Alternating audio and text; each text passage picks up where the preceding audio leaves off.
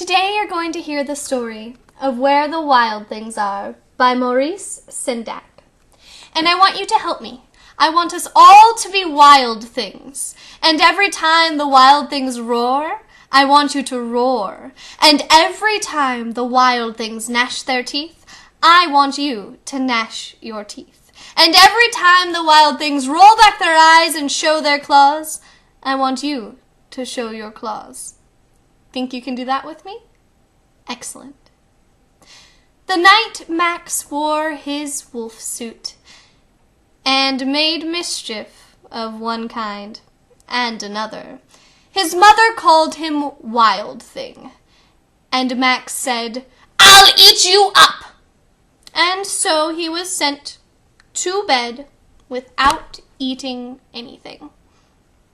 And that night, in Max's room, a forest grew and grew and grew until vines hung from the ceiling and the walls became the world outside.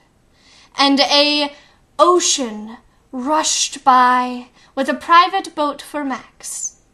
And he sailed in and out of day and night, in and out of weeks, and almost through a year, where he came upon the place where the wild things are. And the wild things roared their terrible roars, roar, and gnashed their terrible teeth, arr, and rolled back their eyes and showed their terrible claws. And Max said, "Be still!" And he tamed them all with a magic trick of looking deep into their yellow eyes without blinking once. And they were frightened.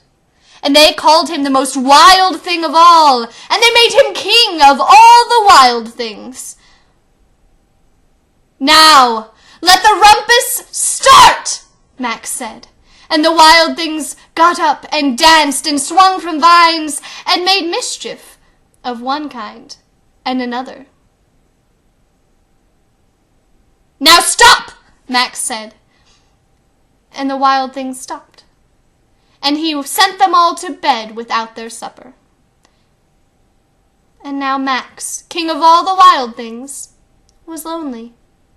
And he wanted to be where someone loved him best of all. And then, all around, from across the world, from far, far away, he could smell something very good. And he decided he didn't want to be king of the wild things anymore. And the wild things said, "Please don't go. We'll eat you up. We love you so." And Max said, "No."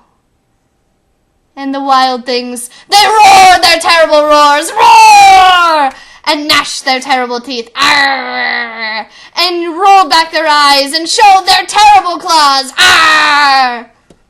And Max just got into his private boat and waved goodbye and sailed for over a year, in and out of weeks, and into the day and into the night, back into his room, where he found his supper. And it was still hot.